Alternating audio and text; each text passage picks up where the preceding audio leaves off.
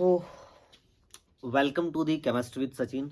प्यारे बच्चों, आखिर वो घड़ी आई गई जिसका हमें पूरे साल से इंतज़ार था और जिसकी प्रिपरेशन में हमने साल भर जो भी किया हो।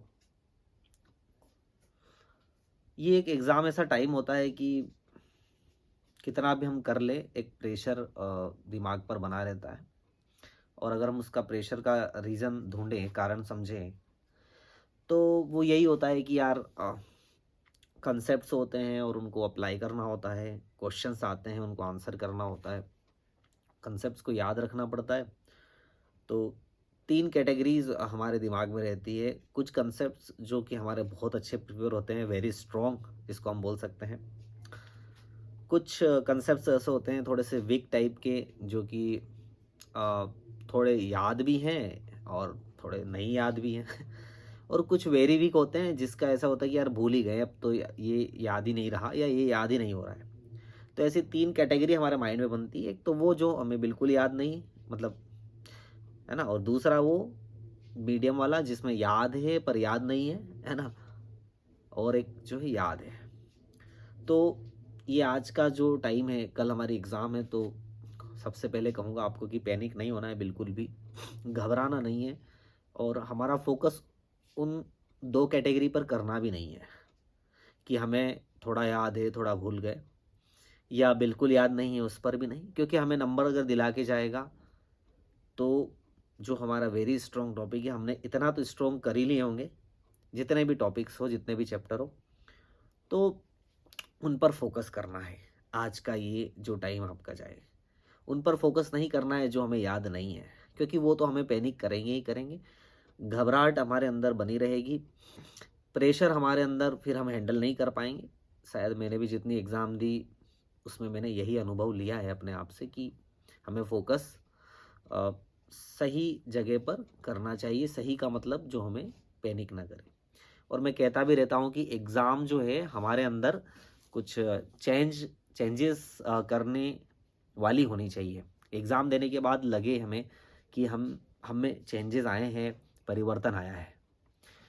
या ऐसा नहीं है कि एग्ज़ाम हमें जो है डिप्रेशन में ले जाए, एंजाइटी का शिकार बना दे, या एग्ज़ाम के कारण हमारी हेल्थ हम ख़राब कर लें।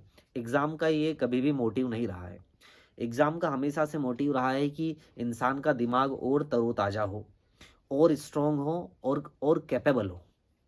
तो एग्ज़ाम की इस साइकोलॉजी को ध्यान में रखते हुए बच्चों, आपको ये कुछ बातें मैं आपको इसीलिए बता रहा हूँ। और कल आप बिल्कुल कॉन्फिडेंट होकर एग्ज़ाम दीजिए, एकदम अपने आप को काम कीजिए। देखिए, एग्ज़ाम आपको यही सिखाती है कि आपको विपरीत परिस्थितियों में, यानी कि जिस कंसेप्ट आपको नहीं आता है उसमें भी आपको एक शांत बने रहकर उस पर सोचना कैसे है, क्योंकि वो कभी भी साल में आपने पढ़ा होगा लेकिन उस टाइम नहीं याद आ रहा होगा।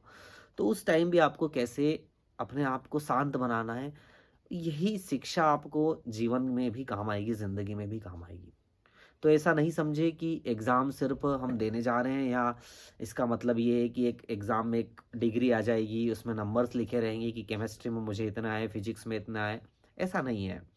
ये हमारे दिमाग को, ब्रेन को ट्रेनिंग करने वाली होनी चाहिए, ट्रेंड करनी चाहिए। ठीक है? तो इस मोटिव से जाइए एग्ज़ाम देने के लिए। सारी जो आपकी सामग्रियाँ हैं, सोर्सेस है, पेन है वगैरह है, पेंसिल है, वो अच्छे से लेकर जाइए, एडमिट कार्ड लेकर जाइए। एकदम ऐसी कोई चीज़ें मत कीजिए हलचल कि आपको घबराहट पैदा करे, क्योंकि घबराहट से आने वाले कंसेप्ट्स भी क्या हो जाते हैं, भूल जाते हैं। ठीक है? तो हमारे दिमाग का हिस्सा, इसको इसको कैसे एक जगह फ़ोकस सेंट्रलाइज़ करके रखना होता है। होता नहीं है ना, बट रखने की हमें प्रैक्टिस करनी होती है। इसीलिए एग्ज़ाम है और इसीलिए उसकी प्रिपरेशन है। तो जो भी आपने पढ़ा हो, कितना भी पढ़ा हो, मैं नहीं जानता कितना आपने पढ़ा, कितना नहीं पढ़ा। लेकिन मैं ये इतना जानता हूँ कि ये आज से, अभी से जो समय है आपका, कल जो एग्ज़ाम देने वाले हैं उसके 1 दिन पहले का जो समय है वो आपके लिए बहुत खुशनुमा होना चाहिए, बहुत आपको आनंदित करने वाला होना चाहिए, न कि आपको एक टेंशन देने वाला होना चाहिए। इतना ही मुझे कहना था। बहुत ध्यान से पढ़िएगा क्वेश्चन को। कभी-कभी जल्दी-जल्दी में क्वेश्चन्स हम क्या कर जाते हैं, गलत कर जाते हैं। और ध्यान रखिएगा, स्पेशल केमिस्ट्री के लिए तो मैंने बता ही दिया आपको कि अ, देख लेना आप वो video, how to write chemistry, है ना। तो एक बात और आपको कहनी थी कि एग्ज़ाम जो है आपको अगर पैनिक करके जाती है, कोई पेपर आपको आपके दिमाग को घबराहट की तरफ ले जाता है या आपके दिमाग में एंजाइटी पैदा करता है, तो सच में वो एग्ज़ाम आपके लिए था ही नहीं, ठीक है। तो अपने आप में ये इतना मोटिवेशन, इतनी कैपेबिलिटी ज़रूर रखना कि यार हम एग्ज़ाम देने के लिए जा रहे हैं ना, तो ये हमें बनाएगा इसके काबिल, या हम इसके काबिल हैं तभी हम ये देने जा रहे हैं। तो अपनी काबिलियत को बढ़ाने के लिए एग्ज़ाम दीजिए, नंबर बढ़ाने के लिए नहीं। नंबर तो ऑटोमेटिकली पीछे आ जाएंगे आपके उसमें। और यही सारी चीज़ें जो आपको डिप्रेशन का, प्रेशर का शिकार नहीं होने देती।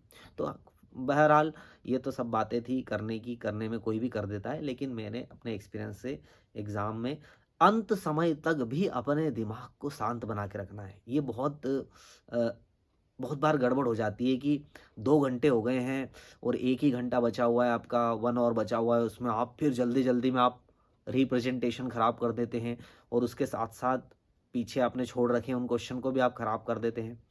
तो ये एक 3 घंटे की एक ऐसी प्रोसेस में, एक ऐसे अपने आप में बाहर की जितनी सारी चीज़ें उनको हटाकर एक ऐसे ज़ोन में आप जाइए कि यस 3 घंटे ये मैं अपने आप से बात करूँगा, मैं अपने आप को रिप्रेज़ेंट करने की कोशिश करूँगा इस आंसर शीट में, इस कॉपी में। और अपने आप को बेहतर दिखाना किसे पसंद नहीं है। ठीक है, आप कपड़े भी बहुत अच्छे पहनते, क्यों पहनते? क्योंकि अपने आप को बेहतर दिखाना है। वैसे ही एग्ज़ाम में भी आपको बेहतर दिखाना है। इस मोटिव से आप जाइए और बिल्कुल खुश होते हुए जाइए। किसी को परेशान मत कीजिए, अपने दोस्तों को, और जाते बातें मत कीजिए ज़्यादा एग्ज़ाम में जाते-जाते कि तो मुझे तो ये भी नहीं आता, मुझे तो वो भी नहीं आता। जनरली बच्चे का सेंटर दूर होता है, बसेस में जाते हैं, कहीं भी जाते हैं तो बातें करते हैं। बिल्कुल बात नहीं कीजिए, शांत रहिए बिल्कुल। आपका जो कुछ आपको रिवाइज़ करना हो, थोड़ा बहुत कंसेप्ट पढ़ने हो वो ठीक है, वरना आप बिल्कुल शांत रहिए। बिल्कुल शांत।